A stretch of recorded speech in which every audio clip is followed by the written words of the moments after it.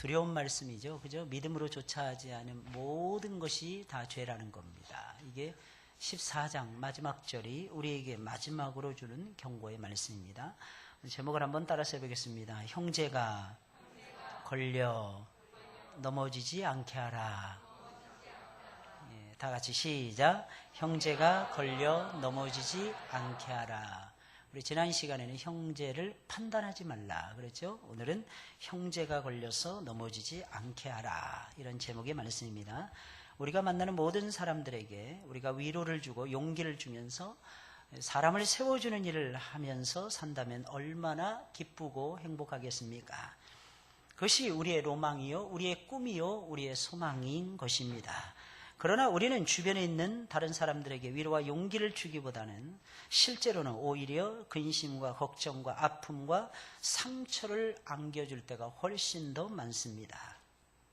그래서 사실은요, 우리 주변에 있는 사람들이 내 곁에 머물러 있는 것만 해도 우리는 고마워해야 되는 것이고 감사를 해야만 될 것입니다. 왜냐하면 우리의 모든 허물과 우리의 모든 연약함과 우리의 모든 잘못을 보면서 그들은 엄청나게 깊은 상처를 입으면서도 나를 사랑한다고 말을 하면서 내 곁을 떠나가고 있지 않기 때문인 것입니다. 여러분, 그러니 옆에 있는 사람들이 얼마나 소중한 사람들입니까?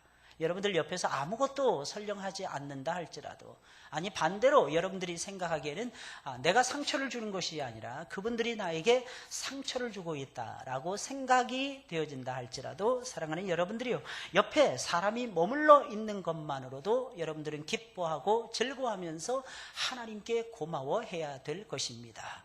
여러분, 이유가 무엇입니까? 사람이 있어야 재미가 있어요. 사람이 있어야 즐겁습니다. 아무리 못난 사람이라도, 아무리 못난 자식이라도 자식이 있어야 행복하게 되는 것입니다. 오히려 하나님의 살아계심을 더 많이 느낄 수가 있다는 것입니다.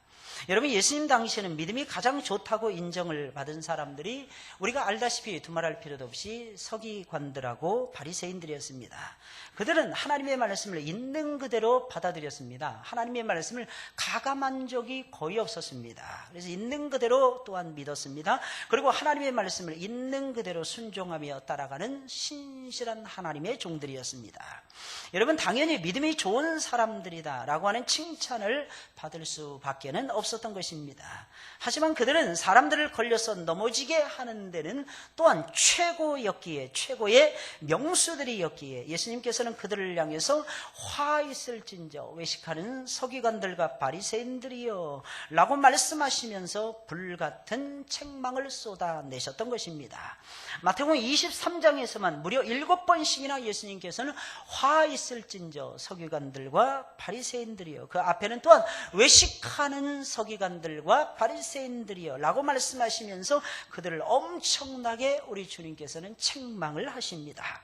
특별히 마태복음 23장 13절하고 15절 말씀에서 예수님께서는 화 있을진저 외식하는 서기관들과 바리새인들이여, 너희는 천국의 문을 사람들 앞에서 닫고 너희도 들어가지 않고 들어가려고 하는 자들까지도 들어가지 못하게 하는도다.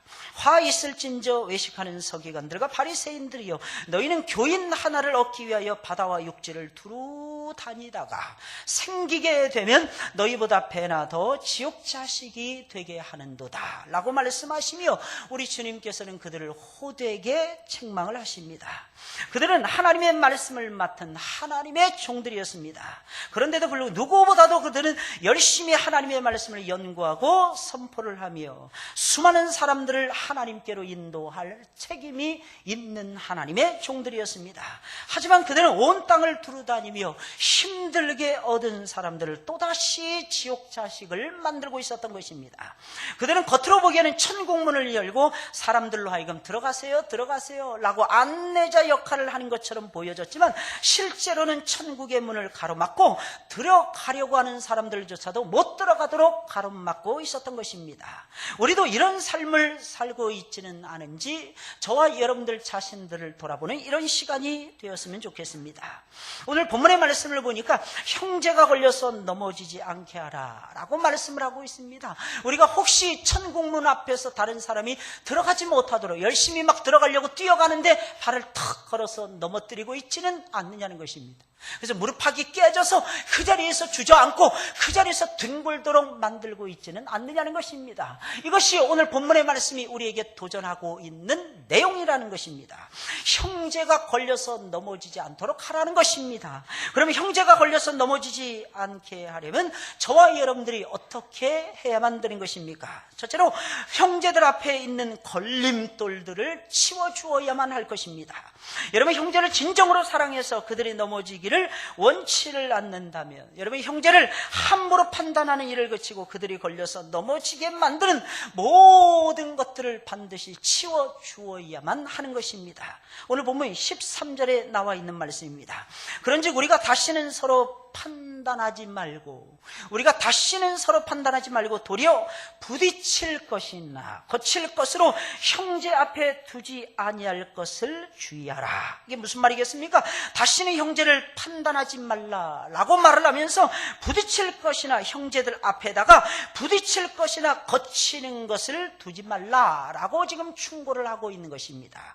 여러분, 사람을 함부로 판단하고 남이야 어떻게 생각을 하든지 그냥 나만 좋으면 그만이다 라고 생각을 해서 함부로 저와 여러분들은 행동을 해서는 안 된다는 것입니다.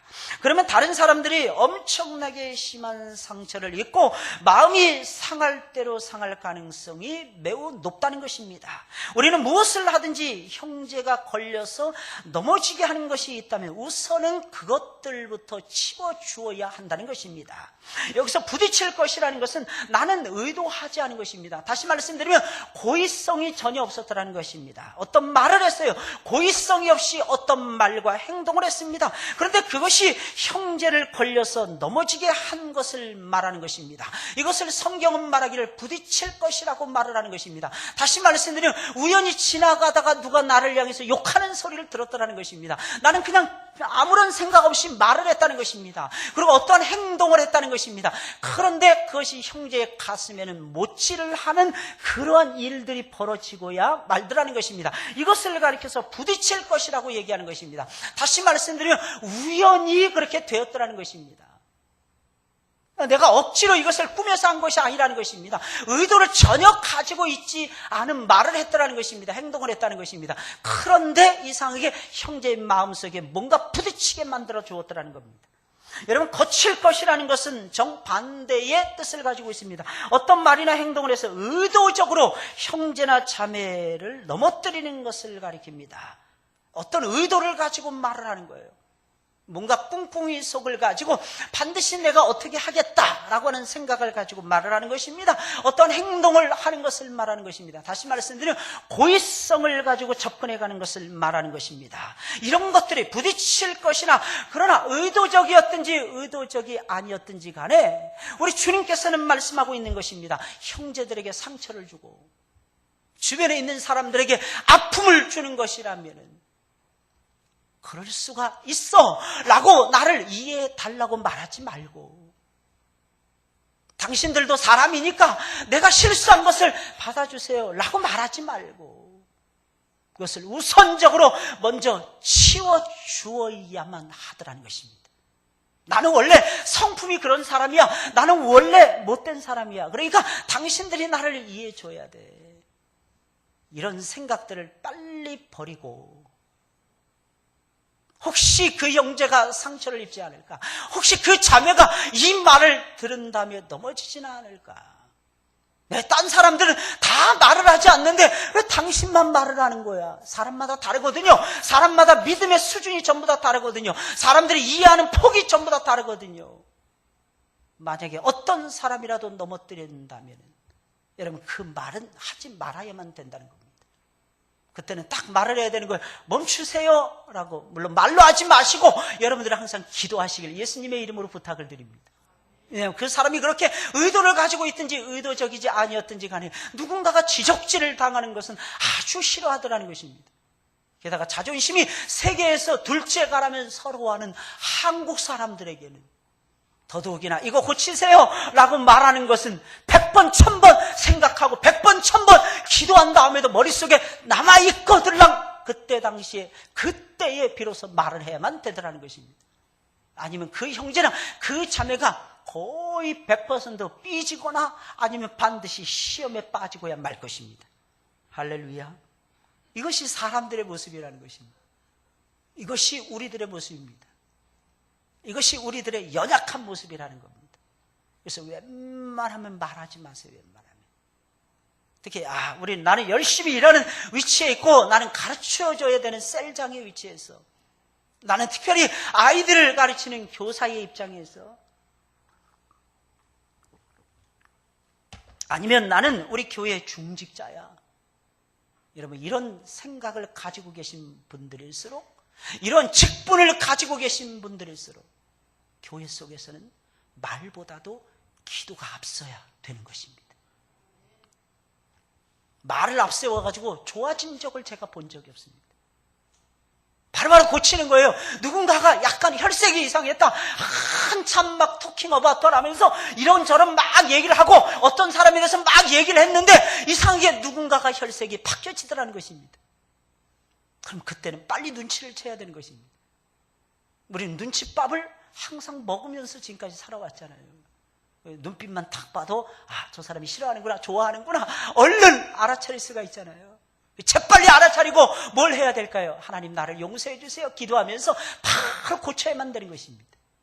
여러분, 그랬을 때에 하나님의 성령의 역사가 우리의 마음속에, 또 앞에 있는 마음이 상한 형제와 자매의 마음속에서 역사가 비로소 시작이 되더라는 것입니다. 그리고 오히려 상했던 마음이 오히려 이해하는 마음으로 하나님께서 바꾸어 주시더라는 것입니다. 그러면 그 자리를 뜨더라도 마음이 안심이 되더라는 것입니다. 염려가 안 되는 거예요. 걱정이 안 되는 것입니다.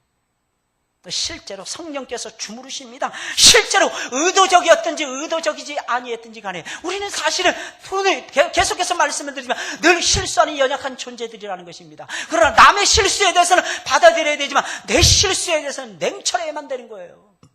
그래야 성장할 수 있거든요. 내가 깨달아야만이 빨리빨리 올라갈 수 있는 거 아니겠습니까? 빨리빨리 고칠 수 있는 거 아니겠습니까? 빨리빨리 병든 자리에서 일어나서 온전한 모습을 가지고 하나님을 사랑하며 하나님을 섬길 수 있지 않겠습니까? 사랑하는 여러분들, 믿으시길 예수님의 이름으로 축원을 드립니다. 누군가의 마음에 상처를 입힌다면, 그래서 주님을 멀리할 마음이 들게 했다면 여러분, 그것은 분명히 걸림돌이 된 것입니다. 그러므로 형제들이 걸려서 넘어지지 않게 하려면 형제들을 걸어서 넘어지게 하는 걸림돌들이 분명히 있을 것입니다. 그것이 나에게 있는 것이라면, 다른 사람에 있는 것이라면 우리가 기도하면서 참고 인내를 해야만 되지만, 나에게 있는 것이라면, 나에게 있는 것을 못 고쳐서야 어떻게 하겠습니까?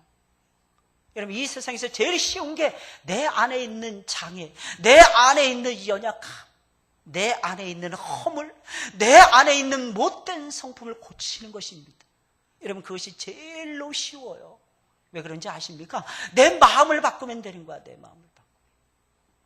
내 안을 고치면 되더라는 것입니다. 그것이 이 세상에서는 제일로 쉽습니다. 근데 우리는 자꾸 나는 안 변하고 다른 사람을 자꾸 변화시키려고 하더라는 것입니다. 오늘 본문의 말씀을 통해서 사도 바울은 그것을 지금 강조를 해주고 있는 거예요. 그것을. 사랑하는 여러분들, 믿으시길 예수님의 이름으로 부탁을 드립니다. 그런데 사람들이 걸려서 넘어지는 것을 보면 절대로 큰 것에 넘어지는 것이 아니라 아주 작은 것, 지극히 사소한 것에 걸려서 넘어진다는 것입니다. 큰 것에 넘어지는 것이 아니라 작은 것에서부터 넘어지더라는 것입니다. 믿다가 실족하는 사람들은 아주 작은 것, 우리가 아무리 바라봐도 뭐 그런 거 가지고 넘어질까라고 생각되는 지극히 작은 일들로 사람들은 넘어지고 있다는 것입니다. 여러분, 초대교회 성도들은 믿음이 정말로 좋은 사람들이었습니다. 그들은 사자굴에 떨어져도 예수님을 향한 믿음을 포기하지 않는 신실한 하나님의 백성들이었습니다. 십자가에 달려 죽어가면서도 찬송을 부르던 구별된 하나님의 종들이었습니다. 그런데 그렇게 믿음이 좋은 사람들조차도 교회 안에서는 아주 작은 문제, 아주 사소한 문제를 가지고 다투고 있었다는 것입니다. 그들은 나를 지키는 문제, 이것은 구원과는 전혀 상관이 없는 문제였어요. 이것은 죽음이냐 사느냐 죽느냐 하는 문제하고 아무 상관이 없는 문제였습니다.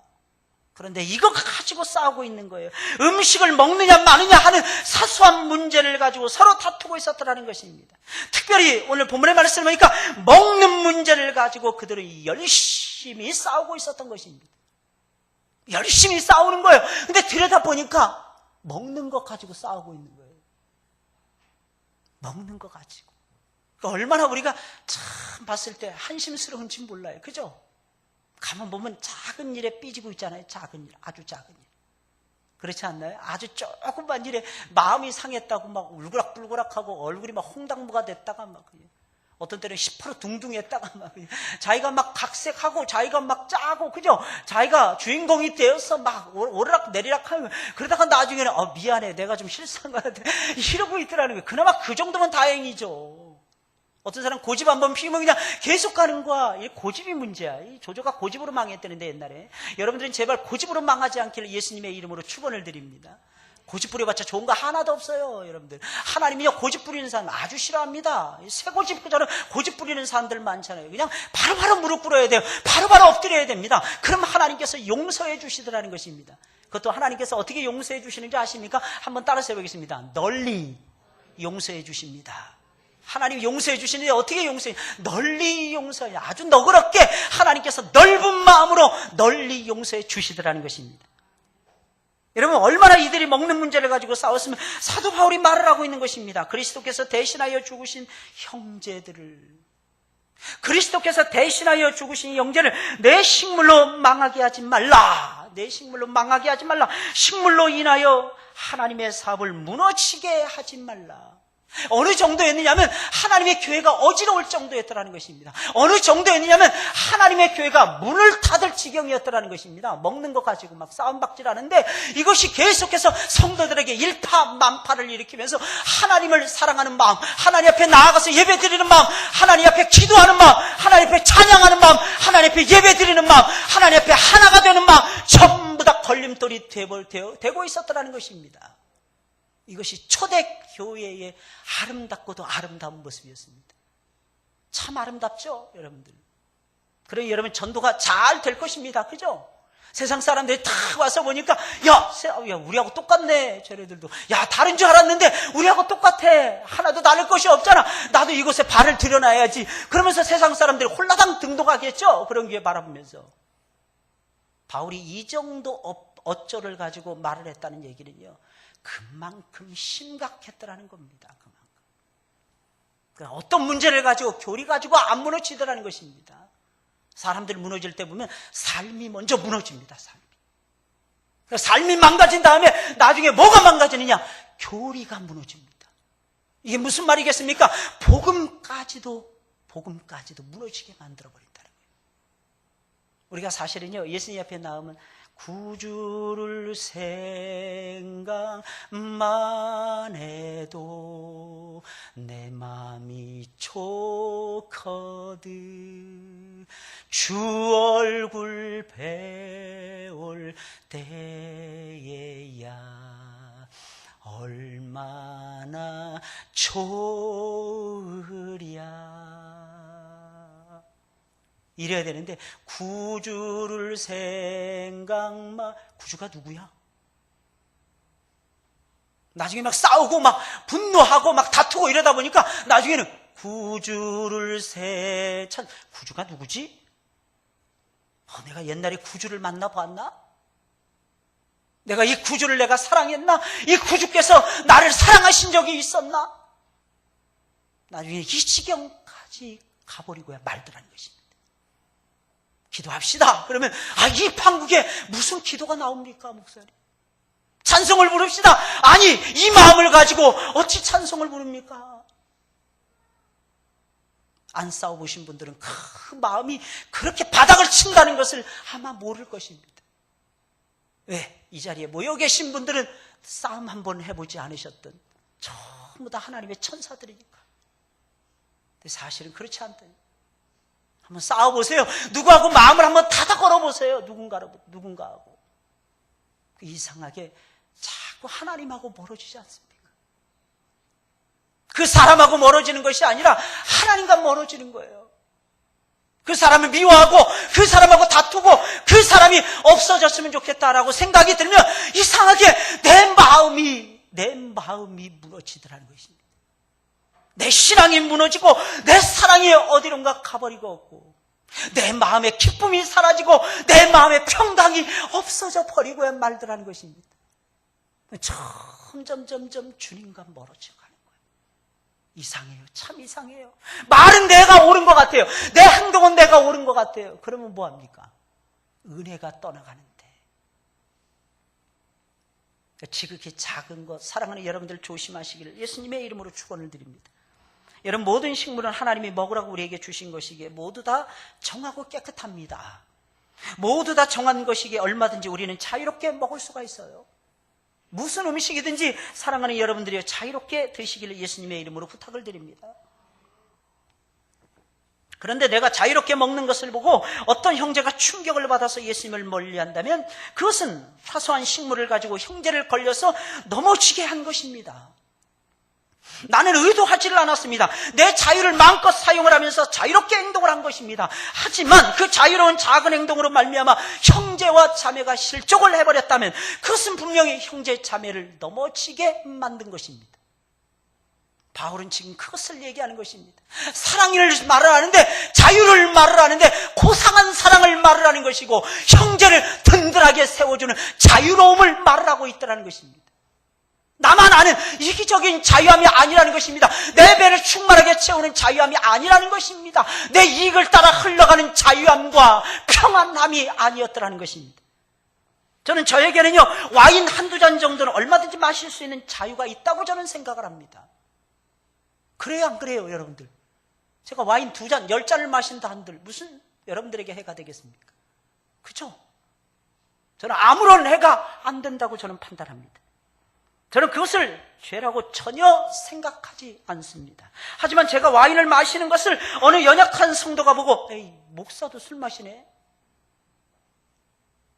와, 목사도 다 술 마시네? 그리고 고개를 이렇게 끄덕여야 되는데, 아멘, 아멘 하면서 따라와야 되는데, 노멘, 노멘 하면서 좌우로 흔들어 대더라는 것입니다. 그러면서 나는 절대로 예수님을 안 믿을 거야. 세상에 목사가 술을 마시고 있어. 알고 봤더니 그 형제는 아주 오래전에 술로 인해서 엄청난 충격과 쇼크를 먹은 과거의 기억이 있었더라는 것입니다. 그래서 그 사람이 예수님을 안 믿겠습니다 라고 돌아선다면 그것은 내 자유가 형제를 세우는 데 사용된 것이 아니라 형제를 넘어뜨리는 데 사용이 된 것입니다. 나는 내 자유를 합당하게 사용했을 뿐입니다. 그러나 내 자유가 결과적으로는 형제를 넘어지게 하는 나쁜 결과를 초래한 것입니다. 내 자유가 형제를 걸어서 넘어지게 했다면 그것은 사도 바울이 말한 대로 율법의 완성인 사랑의 계명을 어기게 된 꼴이 되더라는 것입니다. 사랑은 왜 그러냐? 사랑은 세워주는 거거든요. 사랑은 어찌된 용무인지 마지막 결과가, 과정은 어떤 때는 사람들로 하여금 힘들게 할지 몰라도 마지막 결과로 봤을 때는 그 영혼을 아름답게 세워주는 엄청난 결과를 몰고 오는 것이 사랑인데, 그 형제를 무너지게 만든, 그 형제를 주님으로부터 멀어지게 만들었다는 것입니다. 그것은 율법의 완성인 사랑에 어긋난 것입니다. 그래서 사도 바울은 말을 하는 것입니다. 만일 식물을 인하여 내 형제가 근심하게 되면 이는 내가 사랑으로 행치 아니함이니라. 나는 고기도 먹지 아니하고 포도주도 마시지 아니하고 무엇이든지 형제로 거리끼게 하는 일들은 하지 않겠노라 라고 선언을 하고 있는 것입니다. 이 말은 고기가 부정해서 먹지 않겠다는 말이 아닙니다. 포도주가 절대로 먹어서는 안 되는 음식이기에 사도 바울이 먹지 않겠노라는 뜻이 절대로 아닌 것입니다. 고기도 먹을 수 있고 포도주도 마실 수 있지만 내가 먹는 것으로 인해서 다른 사람이 걸려서 넘어진다면 그것은 사랑의 계명에 어긋난 것이기에 나는 하지 않겠다는 것입니다. 여러분, 이런 하나님의 종들이 되시길 예수님의 이름으로 부탁을 드립니다. 이것이 다른 사람들을 이롭게 하는 덕을 세워가는 저는 그리스도인의 참된 모습이라고 생각을 합니다. 진정 주변에 있는 형제가 넘어지지 아니하고 그의 믿음이 반석 위에 세워지기를 원하십니까? 그러시면 형제들을 판단하시는 일을 멈추시고 그들을 넘어뜨리게 만드는 걸림돌이 나에게 있는가 없는가 한번 잘 살펴보시고 그 걸림돌들을 치워버리시길 예수님의 이름으로 부탁을 드립니다. 둘째로, 먹고 마시는 일에 집착을 하지 말고 오직 성령 안에서 의와 평강과 희락을 추구해야 합니다. 여러분, 다른 사람들이 걸려서 넘어지지 않게 하려면 먹고 마시는 일에 집착을 해서는 안 됩니다. 오직 성령 안에서. 이 말은 무슨 말이냐면 성령의 역사를 따라서 의와 평강과 희락을 추구해야만 된다는 것입니다. 다시 말씀드리면요, 내 자신이 앞장서서 존귀한 삶을 먼저 살아가는 것입니다. 내가 먼저 앞장서서 예수님의 의, 예수님의 기쁨, 예수님의 평강을 내가 누리면서 내 자신이 먼저 존귀한 삶을 살아가야만 된다는 것입니다. 그러면 형제들이 걸려서 넘어지지 않게 된다는 것입니다. 오늘 본문 17절, 18절의 말씀이에요. 우리 다 같이 한번 읽어볼까요? 시작.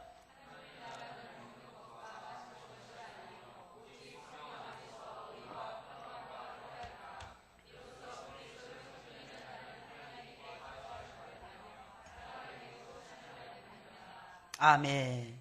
여러분, 하나님 나라는 분명히 먹고 마시는 즐거움이 있는 나라입니다. 그죠? 그러잖아요. 그래서 많은 목사님들이 목회가 뭐라 그랬다고요? 먹회라고 말할 정도예요. 먹회라고.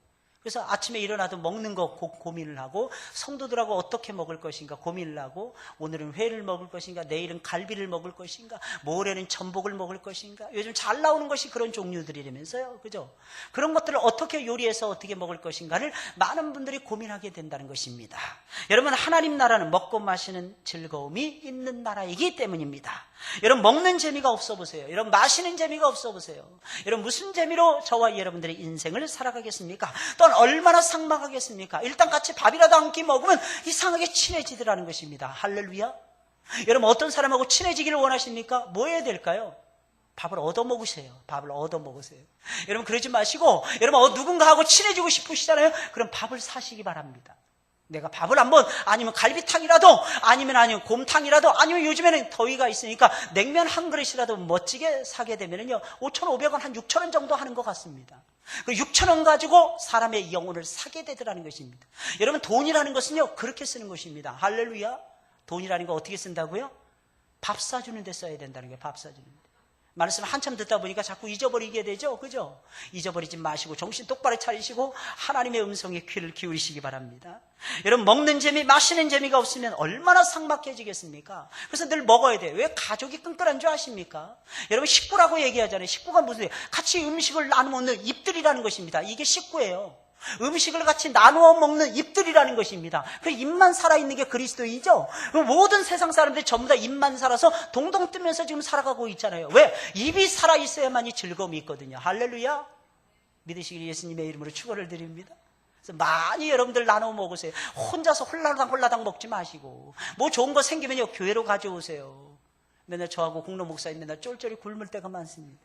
그러니까 가져오시기 바랍니다.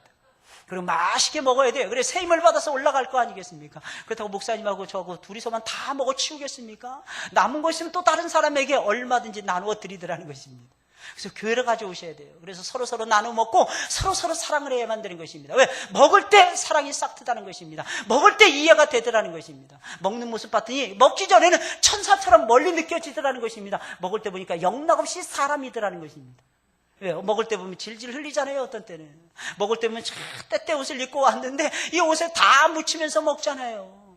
특히 짜장면 한 그릇 먹으려 치면 여러 군데 탁탁 치더라는 것입니다. 이상하게 짜장면 먹을 때는 하얀 와이셔츠를 입고 거의 대부분이 옷을 먹더라는 것입니다. 참 신기하죠.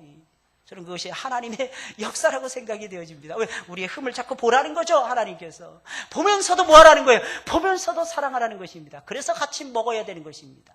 사랑하는 여러분들, 믿으시길 예수님의 이름으로 축원을 드립니다. 그러나 하나님 나라는 본질적으로는 먹는 것과 마시는 것에 집착하는 나라가 아니라는 것입니다. 하나님 나라는 먹는 것과 마시는 것에 집착하는 나라가 아니라 오직 성령 안에서 하나님이 주신 기쁨을 누리는 것입니다. 오직 성령 안에서 하나님이 주신 평강을 누리는 것입니다. 오직 성령 안에서 하나님이 주신 의로움을 만끽하는 것입니다. 이게 하나님의 나라인 것입니다. 여러분, 혹시 하나님 말씀을 들을 때 정죄당하는 느낌을 받으십니까? 여러분, 마음문을 더 활짝 열으세요. 하나님 말씀은 여러분들 절대로 정죄하지 않습니다.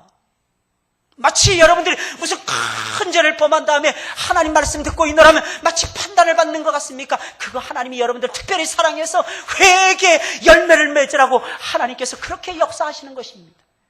여러분, 하나님이 궁극적으로 우리에게 주시는 것이 무엇입니까? 의로움입니다. 의로움. 하나님의 의로움을 뚝 떼서 우리에게 나눠주고 싶어 하시는 것입니다. 이게 하나님 아버지의 마음입니다.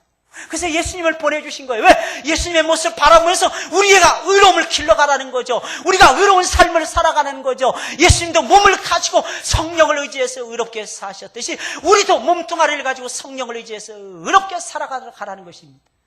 이것이 하나님의 주장이라는 것입니다. 평강이에요. 여러분, 하나님 말씀 들을 때마다 불안해지십니까? 두려움에 빠지십니까? 미안한 얘기지만 하나님 말씀 잘못 듣고 있는 것입니다. 저는 천둥번개가 치고 뇌성 병력이 치는 그런 말씀도 저는 들어본 적이 있었습니다. 그런데 이상하게 제 마음속에는 고요함이 자리를 잡더라고요. 막 즐거움이 막 솟아나더라고요. 마치 예수님이 재림하신 것처럼 불을 뿜는 설교를 듣고 있는데 이상하게 제 마음속에는 두려움이 생기는 것이 아니라 오히려 주님이 주시는 평강이 위에서부터 내려와서 내 마음을 만져주시는 거 있죠. 어루만져 주시는 거예요. 이게 하나님 나라의 성격이라는 것입니다. 그리고 기쁨입니다. 하나님 나라는 기뻐져요. 이사야 슬픔의 이야기를 듣는데 마음은 살아나는 거예요. 몸은 살아나고 마음은 살아나는 거예요. 얼굴이 화해탈이 점점 되어가고 있다는 겁니다. 우리는 화해탈을 쓰고 우리나라는 뭐 별놈의 춤을 다 추잖아요. 탈춤을 추면서 온갖 것을 다 얘기하면서 그 꿈을 이루기 위해서 애를 썼지만 5,000년의 반만년의 역사 속에서 우리 민족이 웃어본 적이 시원하게 편안하게 웃어본 적이 별로 없는 민족입니다. 왜 그런 줄 아십니까? 성령의 기쁨이 없었기 때문입니다. 근데 오늘날은 성령의 기쁨이 우리 안에 충만해지지 않습니까? 그래서 막 노래하는 거예요. 예수님이 좋은 걸 어떡합니까? 랄랄라 예수님이 좋은 걸 어떡합니까? 세상에 어떤 것도 바꿀 수 없네. 예수님이 좋은 걸 어떡합니까? 그래서 이 자리에 나온 거 아니겠습니까? 예수님이 싫어서 나오신 분이 있으면 그냥 일어나서 그냥 돌아가 주시기 바랍니다. 뭐 때문에 나와 있어요? 뭐 때문에? 예수님이 좋아서 나오는 거지. 억지로 철학이도 안 나면 목사님한테 혼날까 봐. 저는요 수준이 있지. 저는 절대로 혼내지 않습니다. 계속 기도합니다. 하나님 어떻게 해서라도 불러내 주세요. 하나님. 기도해야 될 영혼인데 저 밖에서 무슨 짓을 하는지 제가 알 수가 있어야죠. 하나님. 그럼 그 자식들까지 하나님 힘들게 하지 마시고 하나님 빨리빨리 쳐서라도 막 데려오세요. 저는 그럽니다. 그런데 하나님 살짝 건드리세요. 크게 건드리면 내가 피곤해지니까 하나님. 병원 신방 가기 싫어요. 하나님 나. 병원 냄새도 맡기 싫습니다. 하나님.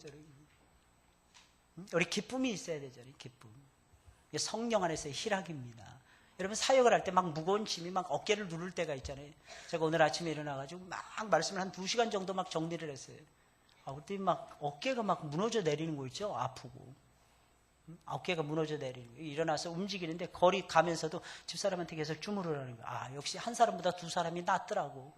그래서 아버님이 계속 주무르라 그랬어요. 주물렀는데 어느 순간이니까 잊어버린 거예요. 없어져 버린 거 있죠? 할렐루야. 하나님은 걸어 다니게 하면서도 치료하시는 하나님이십니다. 멈춰 있을 때만 의사 앞에서 이렇게 침대 위에 누워져 있을 때만 치료를 받는 것이 아니에요. 걸어다니면서 사람 만나고 그러면서 교제하면서 성령 안에서 기쁨이 흘러갈 때 기쁨을 누릴 때에 우리에게 하나님께서 치료하시는 놀라운 역사가 일어나게 되는 것입니다. 여러분 그래서 우리가 교제하는 거예요. 교제하는 것입니다. 여러분 성도가 성장하려면 반드시 4가지 요소가 항상 살아있어야 됩니다. 첫째가 뭐냐면 말씀이에요. 말씀. 두 번째가 기도입니다. 세 번째가 교제입니다. 네 번째가 전도입니다. 이 4가지가 딱 살아있어야 됩니다. 할렐루야. 항상 살아있는 여러분들이 되시기 예수님의 이름으로 축원을 드립니다. 여러분 성령이 주시는 의와 평강과 희락을 체험하고 계십니까? 그렇게 살아야 될 것입니다. 왜 똑같은 사람으로 태어났는데 어떤 사람들은 하나님이 주시는 하늘의 의, 평강, 희락을 마음껏 누리며 살아가고 있는데 왜 나는 그 좋은 것을 누리지 못하는 것입니까? 나는 불우한 환경에서 태어나서 지난 수요일날 말씀을 드렸죠. 입다를 통해서 말씀드렸잖아요. 얼마든지 극복이 가능하다는 것을 말씀을 드렸잖아요. 환경이 나빠서요? 아니면 좋은 사람들을 못 만나서요? 지겨워. 야, 역시 남편 복이 없는 놈들은 자식 복도 없어. 이러지 마시고요. 사람들 이상해. 부모 복이 없는 남편 복도 없고 남편 복이 없는 놈은 꼭 자식 복도 없더라는 것입니다.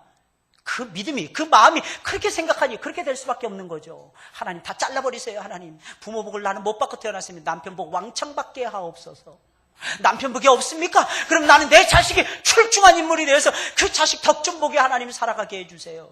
그리고 그놈이 잘 된 다음에 나 못 배웠다고 무시하지 못하게 하시고, 하나님 내가 세상에서 하나님 다음으로 그 아들을 통해서 그 딸을 통해서 높임을 받게 하옵소서. 할렐루야.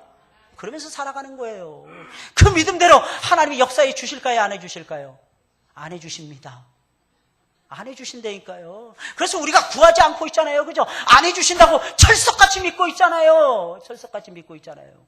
김영희 집사님, 그 아기가 태어나서 나중에 우리 김영희 집사님이 세상에서 제일 가는 귀부인이 된다는 것을 믿으시고 그 아이를 잉태하시고 그 아이를 낳고 그 아이를 기쁨으로 키워간다면 그놈은 반드시, 모르겠어요. 어떤 놈이 태어날지, 그놈이 태어날지, 그 뭐가 태어날는지 그건 잘 모르겠습니다. 어찌됐든 이 간에 그 아이를 통해서 우리 김영희 집사님이 하나님의 위로를 받고야 말 것입니다. 이게 중요한 거예요. 이게 중요한 거야. 근데 우리는 믿음이 대단합니다. 절대로 그런 일은 벌어지지 않을 거예요. 제 꼬라지 봐. 저 머리 가지고, 저 머리 가지고. 전 지 애비 콕 닮아가지고. 하는 짓도, 자는 것까지 미워 죽겠어. 똑같아. 아우, 발가락 생긴 것까지 똑같네. 하나님, 내가 어쩌다가 저런 왼수를 만나서 왼수보다도 더 골치 아픈 자식까지 낳았어. 내가 이 모양으로 살아가야 됩니까? 이러고 있으니.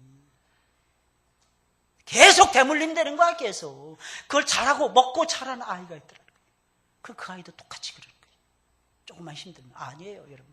어려움은 축복의 위장이라 그랬잖아요. 위장된 축복이라 그랬잖아요, 어려움은.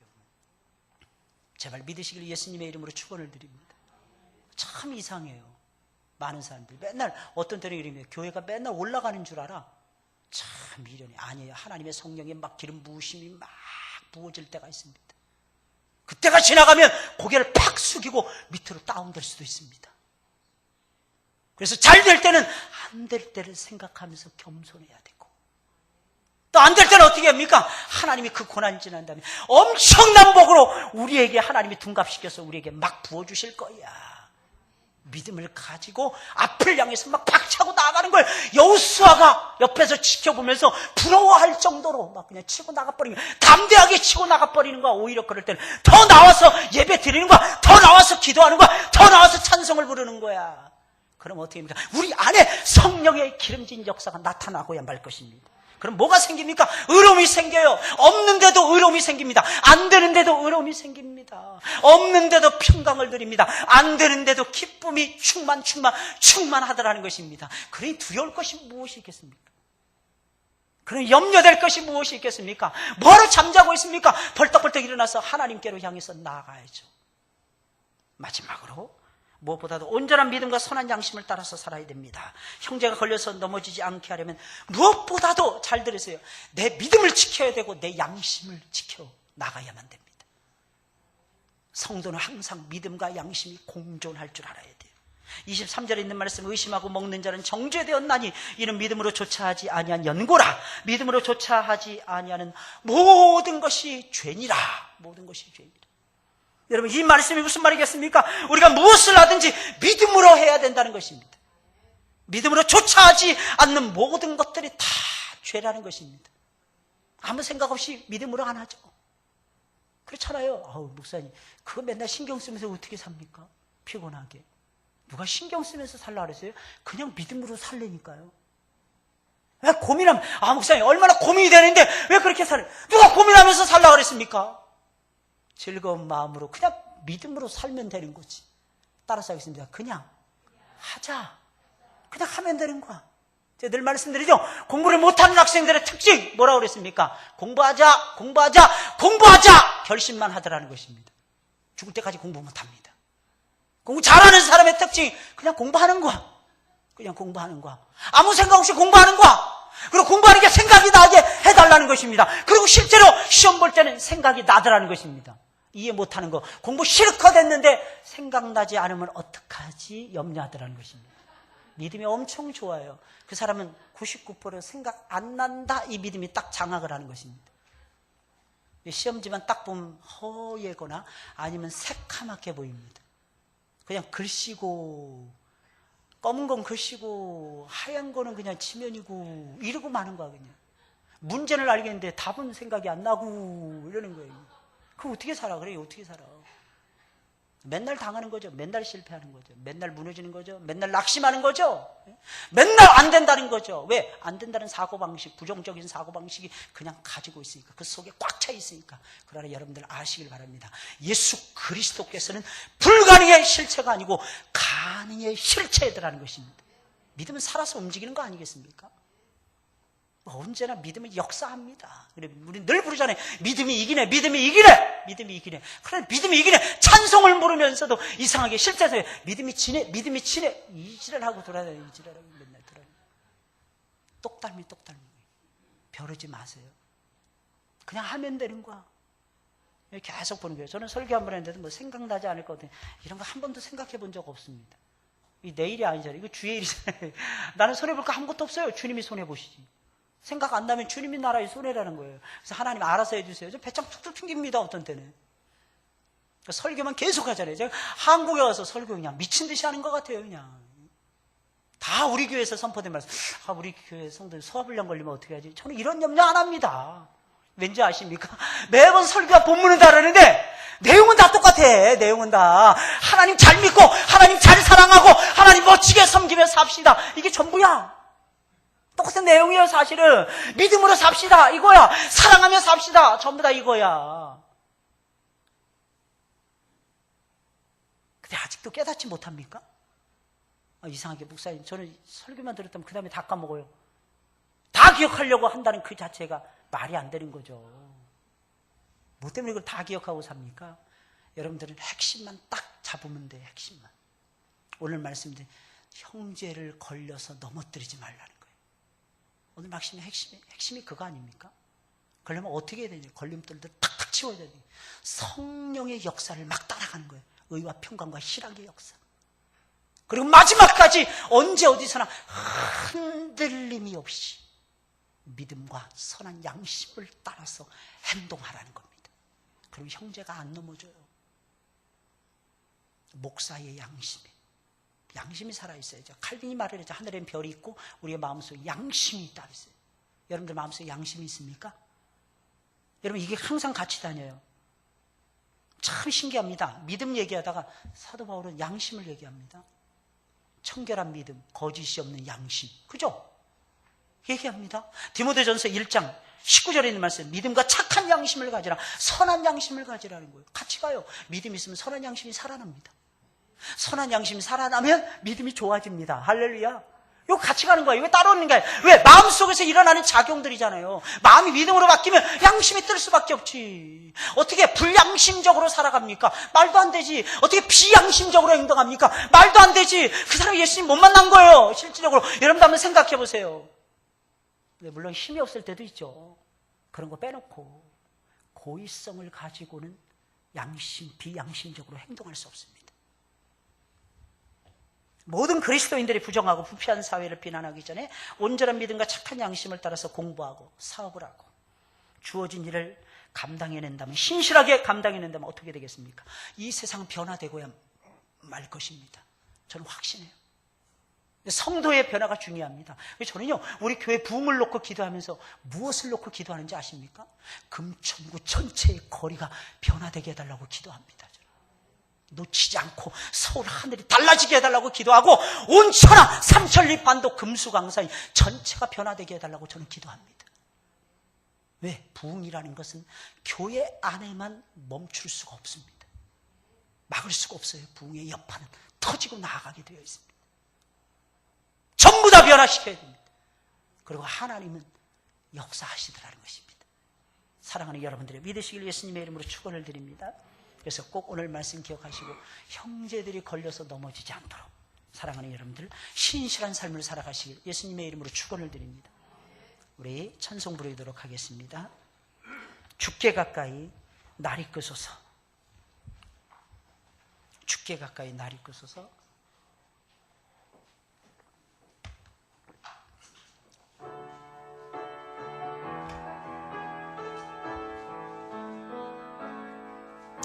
주께 가까이 날 이끄소서.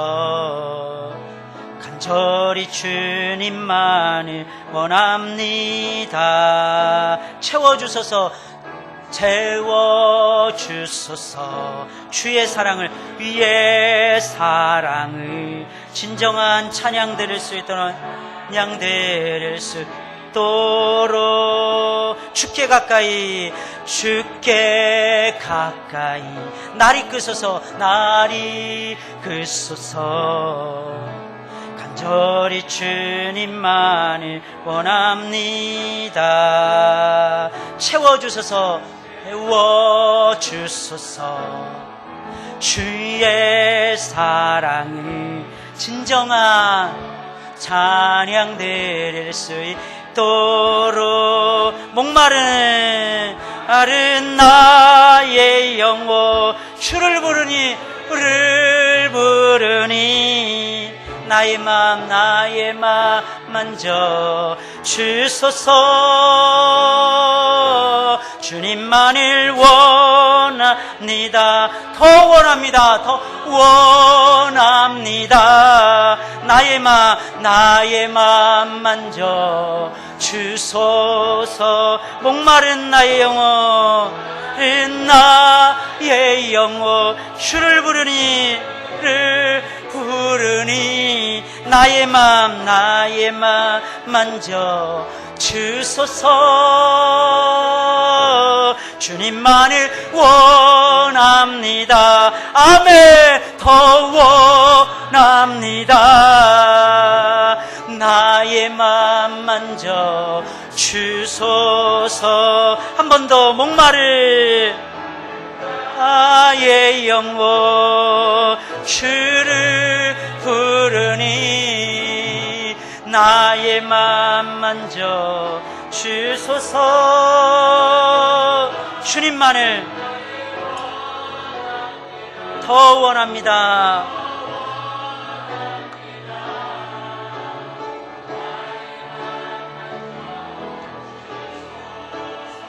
한 번 더. 목마를, 다 같이 눈을 감으시고 주를 부르니 나의 마음 만져주소서. 주소서. 주님만을 원합니다. 더 원합니다. 나의 마음 만져주소서. 주소서. 한 번 더. 간절히 목마른 영혼 주를 부르니 나의 마음 만져 주소서. 주님만을 원합니다. 아멘. 더 원합니다. 나의 마음 주소서. 이 시간에 다 같이 두 손을 들고 하나님 내 마음을 만져주옵소서. 주님만을 더 알기를 원합니다. 하나님 주님만을 더 알기를 원합니다. 우리의 마음을 만져주옵소서. 우리 형제를 걸려서 넘어뜨리게 한 것이 얼마나 많습니까? 하나님 아버지 용서하여 주옵소서. 하나님 진정으로 걸림돌들을 먼저 치워주게 하여 주시고 성령 안에서 의와 평강과 희락을 추구하게 하여 주시고 온전한 믿음과 선한 양심을 따라서 행하게 해달라고 우리 다 같이 한 목소리로 우리 기도하겠습니다. 존귀하신 아버지 하나님 사랑합니다.